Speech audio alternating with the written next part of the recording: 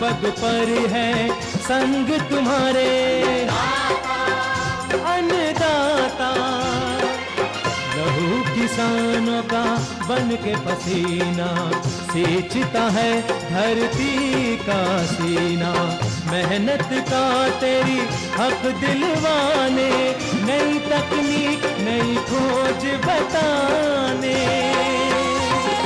पशुधन को गुणवान बनाना, पौध सुरक्षा को सिखलाना, खेती के सब गुर समझाने, भारत का सरताज बनाने। आठों पहर है संग तुम्हारे अन्नदाता अन्नदाता। नमस्कार, मैं रीनू यादव आप सभी दर्शकों का अन्नदाता कार्यक्रम में स्वागत करती हूं। किसान मौसम की परवाह किए बिना सभी के लिए अनाज उगाते हैं, जो कि हमारी सबसे बड़ी जरूरत है। यही किसान हमारे देश की अर्थव्यवस्था का निर्माण भी करते हैं, और अगर वही गरीब होंगे तो देश की प्रगति नहीं हो सकती। ऐसे ही किसानों की प्रगति के लिए हम खेतीबाड़ी से जुड़ी बहुत सी नई लाभकारी जानकारियां हर रोज सुबह लेकर आते हैं। तो चलिए कार्यक्रम शुरू करने से पहले देखते हैं क्या है आज के अन्नदाता में। नेपियर घास है कम पानी में साल भर हरे चारे का अच्छा विकल्प।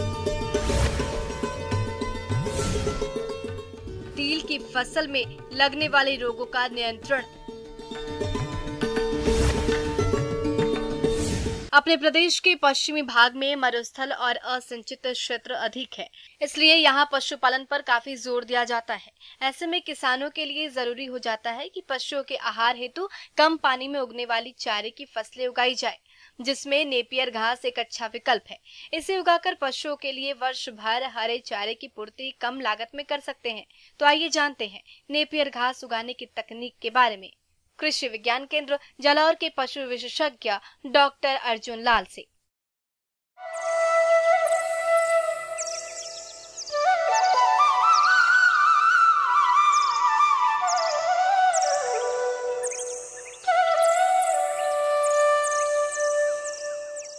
आज हम चर्चा करेंगे कि कैसे पशुओं को वर्ष भर हरा चारा उपलब्ध करवाया जा सके। भारतवर्ष में कुल कृषि क्षेत्रफल का मात्र 5% पर ही चारे वाली फसलों की खेती की जाती है, जो कि पशुओं की संख्या को देखते हुए बहुत ही कम है, क्योंकि पशुओं की संख्या भारतवर्ष में लगभग 450 से 500 मिलियन के आसपास है। पशुपालकों के सामने एक मुख्य समस्या पशुओं के लिए वर्ष भर हरे चारे की होती है, और इस समस्या का सबसे अच्छा विकल्प के रूप में नेपियर घास है। इसकी एक बार बुआई करके 5 साल तक उत्पादन ले सकते हैं। सामान्य चारे के मुकाबले इसमें आधी लागत आती है और उत्पादन दुगना मिलता है। ये पशुओं के लिए ज्यादा पौष्टिक भी होता है। खास बात यह है कि ये अपने प्रदेश के लिए पूरी तरह से अनुकूल है। सर्वप्रथम हम बात करते हैं कि बाजरा नेपियर हाइब्रिड क्या होता है।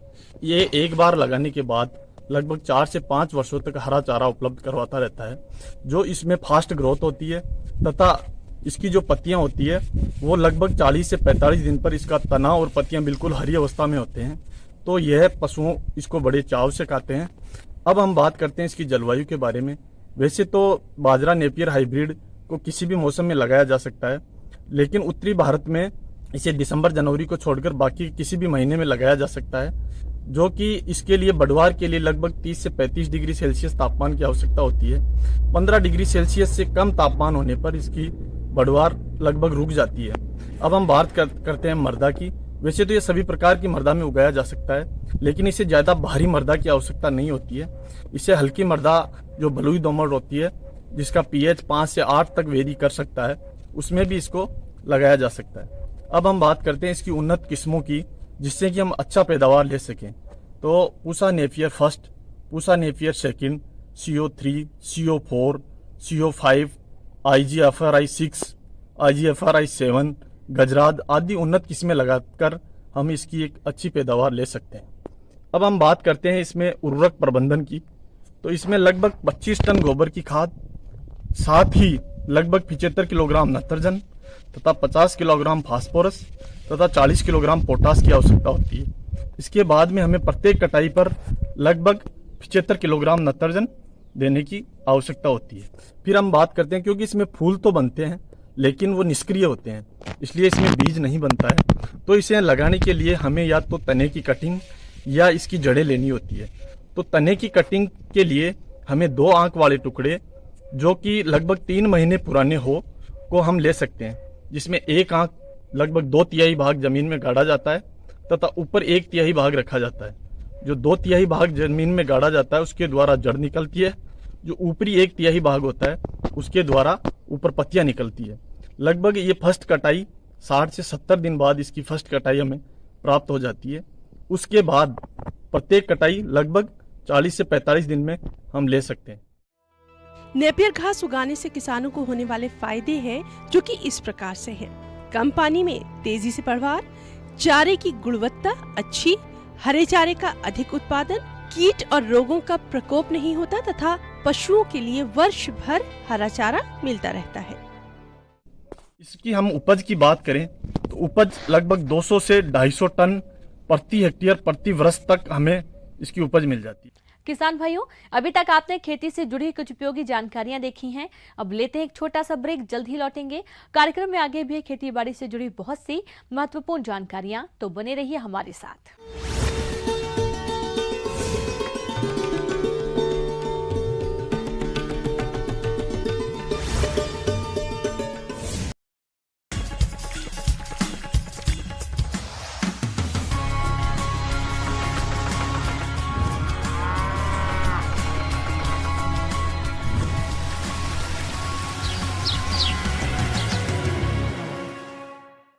ब्रेक के बाद एक बार फिर से आप सभी दर्शकों का अन्नदाता में स्वागत है। अब रुक करते हैं अगली कड़ी की ओर।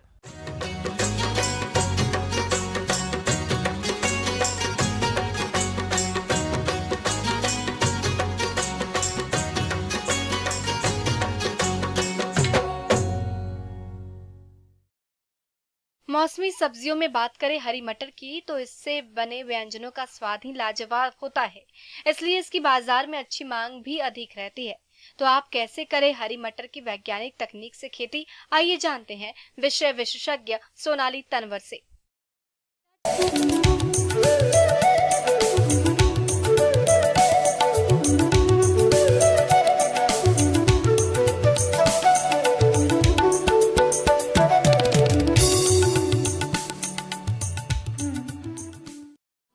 किसान भाइयों, मटर की खेती हरी फली, साबुत मटर तथा दाल के लिए की जाती है।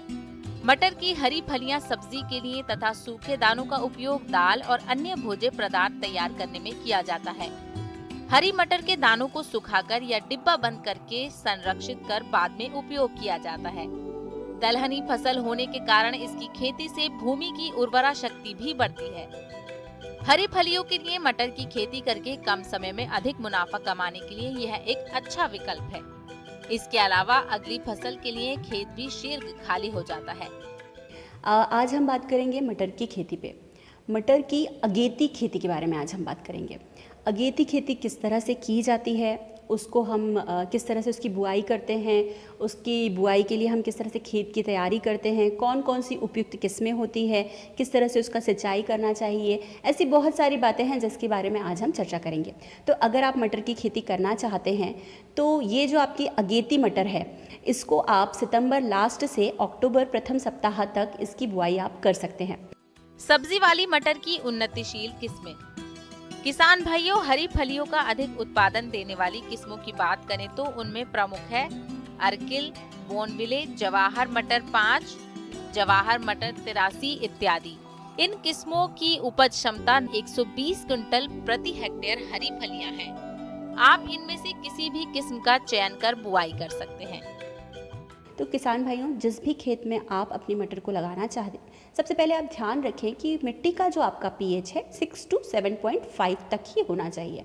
दूसरी चीज़ है कि हमें जल निकास का भी प्रॉपर ध्यान रखना पड़ेगा। मिट्टी आपकी या ढलान आपका इस तरह का हो कि वहाँ बहुत लंबे समय तक पानी रुके ना, मतलब ऐसा ना हो कि वहाँ जल भराव की स्थिति कभी पैदा हो जाए। दूसरी बात हम करते हैं कि हमें किस तरह से खेत तैयार करना है। खेत को 2 से 3 बार जुताई करेंगे। मिट्टी आपकी बहुत अच्छी भुरभुरी होना चाहिए, भुरभुरी मिट्टी अगर आपकी है तो उसकी जो कैपेसिटी बढ़ेगी वो बहुत अच्छी बढ़ेगी, मृदा की जो उर्वरता रहेगी वो बहुत अच्छी रहेगी। आप जब भी उसमें पानी देंगे या कोई भी न्यूट्रिएंट देंगे, अगर उसकी मृदा में रंध्रावकाश अच्छा है तो आपकी उतनी ही अच्छी उपज मिलेगी।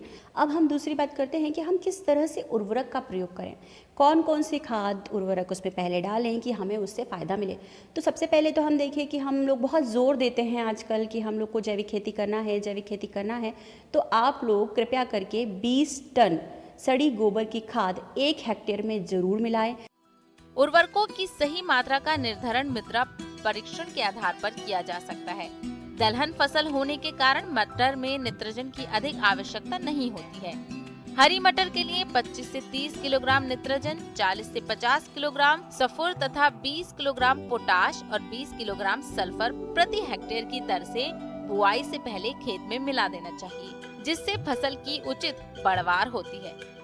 जब भी हम किसी भी बीज की बुआई करते हैं तो सबसे पहले हम सलाह देते हैं कि हम किसी भी तरह के बीज को बीजोपचार करके ही बोएं, ताकि आने वाले समय में जब भी आप रोग और कीटों से सामना आपकी फसल का हो तो कुछ हद तक या बहुत हद तक हम उसको बचा सकें।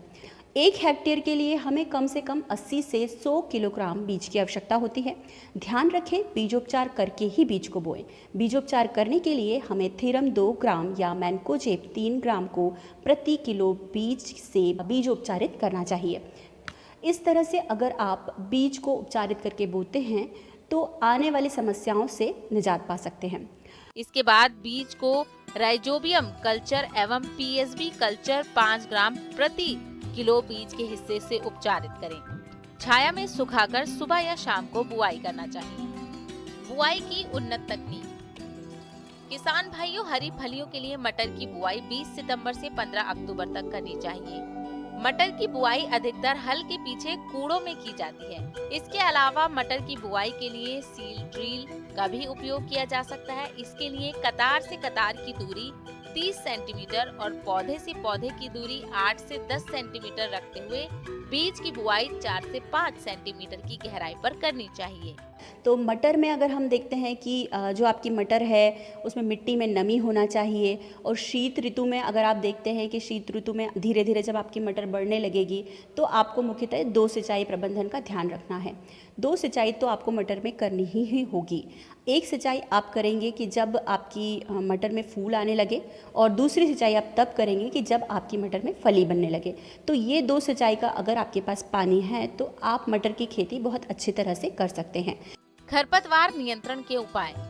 मटर की फसल में रासायनिक विधि से खरपतवार नियंत्रण के लिए खरपतवारनाशी दवा पेंडामिथालिन 3.3 लीटर को 1000 लीटर पानी के हिसाब से घोल बनाकर प्रति हेक्टेयर की दर से बुआई के 72 घंटे के अंदर छिड़काव करें, जिससे मटर की फसल में खरपतवारों का प्रकोप कम हो जाता है। अगर आपकी खरपतवार ज़्यादा है और आपको लग रहा है कि मटर को ग्रो नहीं होने दे रहे हैं तो उस कंडीशन में आप निदाई गुड़ाई करें, या यांत्रिक बहुत सारे आजकल छोटे छोटे से आपके पास यंत्र आ गए हैं, उसकी मदद आप लें और उससे आप खरपतवार को निकाल सकते हैं। तो ऐसा करना आप लोगों के लिए बहुत ज़रूरी है, क्योंकि अगर आपके खरपतवार बहुत ज़्यादा हो जाते हैं तो आपकी जो मेन क्रॉप है वो ठीक से बढ़वार नहीं कर सकती। आगे और भी खेती बाड़ी से जुड़ी बहुत सी रोचक जानकारियां यहाँ पर रुकेंगे। एक और छोटे से ब्रेक के लिए जल्द हाजिर होते हैं।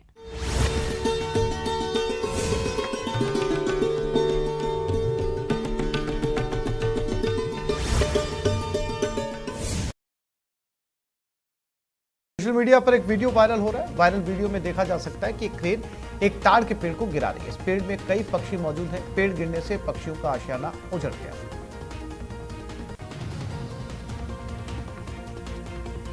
कछुआ शेर का एक वीडियो सोशल मीडिया पर वायरल हुआ। वीडियो में आप देख सकते हैं कि एक शेर नदी के किनारे पानी पीता नजर आया। तभी एक कछुआ अपनी मतवाली चाल से बिना डरे जंगल के राजा के मुंह के पास चला आया।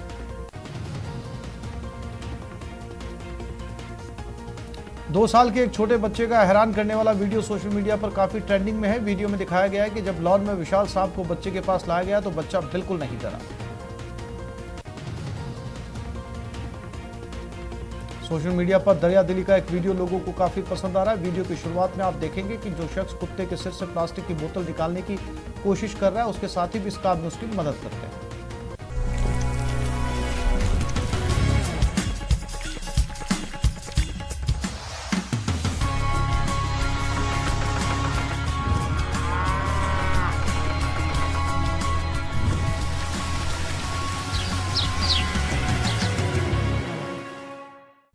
ब्रेक के बाद एक बार फिर से आप सभी दर्शकों का अन्नदाता कार्यक्रम में स्वागत है। बढ़ते हैं अगली प्रस्तुति की ओर।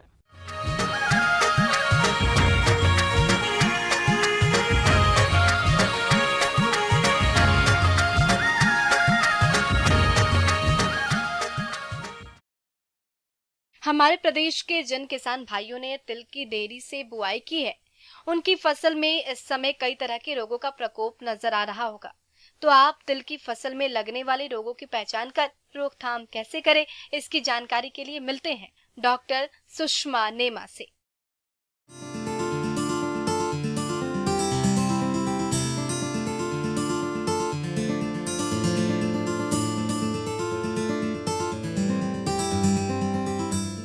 पहली बात तो तिल की खेती है, जैसा कि आप लोग जानते ही हैं कि हल्की भूमि में लगाते हैं, लेकिन अगर फिर भी कहीं पे भी विभिन्न प्रकार के रोग आते हैं, उनका निदान करते रहें तो भी हम तिल की अच्छी उपज प्राप्त कर सकते हैं। किसान भाइयों, तिल की फसल को रोगों द्वारा नुकसान पहुंचाया जाता है, जिसकी वजह से फसल के उत्पादन में भारी कमी आ जाती है।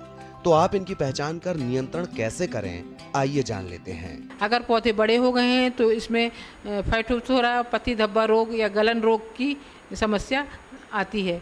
तो इससे जहाँ पानी अधिक होता है या ज़मीन थोड़ी भारी है, उस क्षेत्र में इस रोग की समस्या ज़्यादा आती है।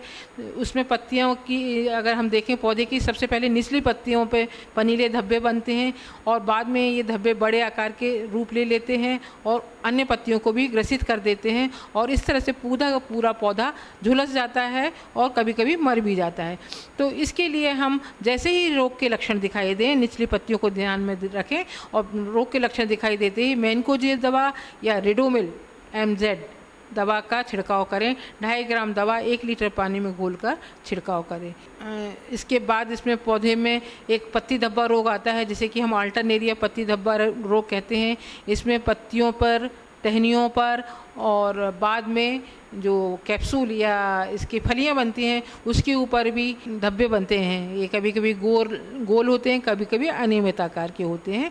इस रोग से बचाव करना है तो हम मैनकोजेब दवा का या क्विंटाल दवा का छिड़काव कर सकते हैं। दोनों दवा, अगर मैनकोजेब लेना तो 2.5 ग्राम दवा 1 लीटर पानी में, अगर क्विंटाल लेना है तो 2 ग्राम दवा 1 लीटर पानी में घोलकर छिड़काव करें। इसके अलावा तिल की फसल में भभूतिया रोग का प्रकोप भी होता है। इस रोग का आक्रमण मौसम अनुकूल होने पर पत्तियों की सतह पर सफेद चूर्ण के रूप में फफूंद जमा हो जाती है, जिसके कारण पत्तियां पीली पड़कर सूखने लगती हैं और बाद में ये पत्तियां झड़ जाती हैं। इस रोग की रोकथाम के लिए रोग के लक्षण दिखाई देते ही घुलनशील गंधक की 3 ग्राम मात्रा का प्रति लीटर पानी के हिसाब से घोल बनाकर 2 से 3 छिड़काव अवश्य करें। इसके अतिरिक्त बैक्टीरियल या जीवाणुज धब्बा या जीवाणु झुलसा रोग का भी प्रकोप होता है।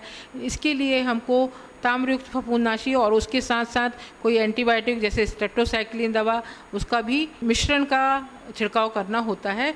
ये दवा का हम छिड़काव करें तो हम इन जो जीवाणु जनित रोग हैं उससे भी छुटकारा पा सकते हैं और तिल की अच्छी उपज प्राप्त कर सकते हैं। तिल की अच्छी बढ़वार होगी तो उससे अच्छी उपज हमें मिलेगी। इसके बाद जब बंध्यता रोग या बंधवा रोग या फाइलोडी रोग वैज्ञानिक भाषा में बोलते हैं, इसमें जो पुष्पीय भाग है और ऊपर की पत्तियां हैं ये छोटे छोटे गुच्छों नुमा हो जाती हैं और वो गहरे हरे रंग की हो जाती हैं। तो उसमें कभी बाद में फूल और फलियां नहीं आते हैं और हमें टोटल नुकसान उठाना पड़ता है। तो अगर हमें खेत में यदा कदा ऐसे पौधे दिखाई देते हैं तो उन पौधों को पहले तो हम उखाड़ कर या काट कर अलग फेंक दें, नष्ट कर दें।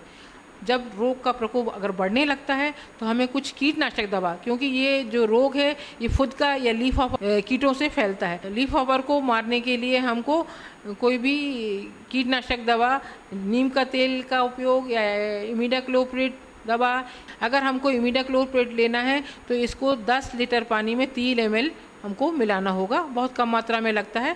ये दवा का हम छिड़काव करें तो हम उससे भी छुटकारा पा सकते हैं और तिल की अच्छी उपज प्राप्त कर सकते हैं। तिल की अच्छी बढ़वार होगी तो उससे अच्छी उपज हमें मिलेगी।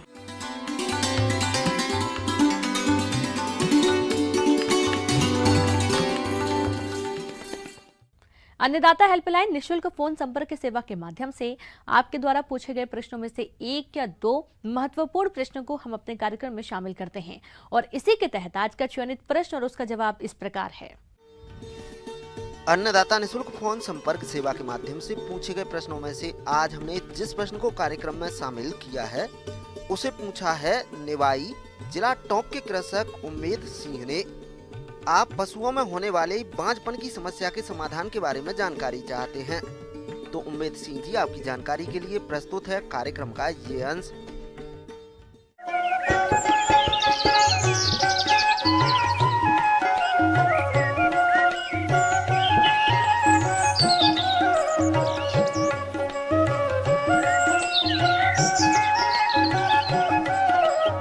और जैसा कि किसान भाई बहनों आप सब जानते हैं कि गाय और भैंस जो कि किसान भाइयों के लिए एक काफ़ी अच्छा सोर्स ऑफ इनकम के तौर पे माना जाता है और उसी की कीमत आजकल जो है लाखों में होती है और जिनको हमें बचाना, जिनको हमें अच्छे से पाल के रखना बहुत आवश्यकता की बात है। जैसा कि वर्तमान समय में देखा गया है कि काफ़ी बांझपन के लक्षण दिखाई देने लगे हैं और इसका किस तरह से रोकथाम करना है वो बहुत महत्वपूर्ण वाली बात है। अपने प्रदेश में पशुओं के समय पर नहीं ब्याने की समस्या आमतौर पर देखी जाती है और यदि आपके पशु समय पर ही नहीं ब्याएंगे तो आपके द्वारा की गई सारी मेहनत बेकार चली जाएगी और हमारे पशुपालकों को भारी नुकसान उठाना पड़ सकता है। बांझपन के जो कारण है वो इस प्रकार हो सकते हैं। पहला कारण विकृति, शारीरिक विकृति। दूसरा कारण हो सकता है कि उसके आहार में असंतुलन होना। और तीसरा कारण हो सकता है कि उसका साइलेंट हीट पे आना, मतलब कि जब वो अपने मध्यकाल के चक्र में आता है उसका पता ना चल पाना। और चौथा सबसे महत्वपूर्ण, वो किसी तरह का संक्रामक रोग हो सकता है जो कि प्रजनन अंगों पे रहता है। जैसे कई विषाणु और कई कीटाणु होते हैं जो पाए जाते हैं जो कि पूरी तरीके से कि प्रजनन क्षमता को प्रभावित कर सकते हैं। गर्भाधारण होता है लेकिन शुरू के ही समय में, जिसको कहा जाता है फर्स्ट ट्रिमेस्टर में, हो सकता है कि वो अबॉर्ट कर जाए या फिर जो बच्चा है वो गिर जाता है। पशु जितना भी ज़्यादा उम्र का होगा हो सकता है उसमें भी काफ़ी प्रजनन क्षमता को ग्रहण करने की क्षमता कम पाई जा सकती है या फिर बहुत छोटा होना, खासकर अगर उसका वेट, उसका जो वज़न है उतना भार ना उठा पाने के कारण। दूसरा कारण जो असंतुलित आहार है, साथ साथ इसमें जितने भी खनिज और लवण हैं उनकी कमी हो जाने के कारण ये सारी दोष जो है वो आपको देखने मिल सकते हैं। जो कैल्शियम है उसका कमी होने के कारण काफ़ी सारे रोग जो कि प्रजनन क्षमता से रिलेटेड हैं, जो कि उससे जुड़े हुए हैं, जैसे कि गर्भाशय का बाहर आ जाना, रिपीट ब्रीडिंग, गर्मी में बार बार आ जाना, कंसीव ना करने के कारण, ये भी आप इसमें देख सकते हैं। पशुपालक भाइयों, यदि आप अपने पशुओं का सही समय पर गर्भाधान करवाते हैं तो न केवल पशुओं के देखभाल के खर्चे से बच सकते हैं बल्कि इनसे अच्छी आय भी ले सकते हैं। जो गर्भधारण का जो प्रतिशत है उसको बढ़ाने के लिए हम कुछ पशु चिकित्सक हैं उनके पास जाके हम सलाह ले सकते हैं। AI जिसको कि आर्टिफिशियल इंसेमिनेशन कहा जाता है, पशु चिकित्सक जो हैं वो आर्टिफिशियल इंसेमिनेशन करते हैं जिसके कारण भी जो गाय या भैंस हो सकती है, अगर वो फिर भी नहीं होती है तो उसकी एग्जामिनेशन करें कि कुछ इन्फेक्शन तो नहीं है उसके गर्भाशय में, उसके प्रजनन अंगों में या सीमन में कुछ गड़बड़ी या कुछ बीमारी हो, उस चीज़ को देखा जा सकता है। कंसंट्रेट राशन है उसका भी दिया जाना बहुत ज़रूरी है, जिसको हम दाना कहते हैं। होता है कि हम हरा चारा देते हैं, साथ साथ पशुओं को खनिज और लवण भी देना चाहिए, जैसे कि आमतौर पे हमें कैल्शियम और सॉल्ट जो नमक है उसकी मात्रा भी जो है बहुत संतुलित करके हमें पशुओं को खिलाई जानी चाहिए। तो किसान भाई बहनों, जो मेरे द्वारा बताई गई छोटी छोटी बातें हैं इस पे अगर आप ध्यान देंगे तो हो सकता है आपके पशु जो है निरंतर प्रजनन चक्र जो होगा अच्छी तरीके से चलता रहेगा और साथ साथ बच्चा आपको मिलेगा और साथ साथ जो दूध का उत्पादन है वो भी आपको निरंतर भरपूरी मात्रा में मिलता रहेगा।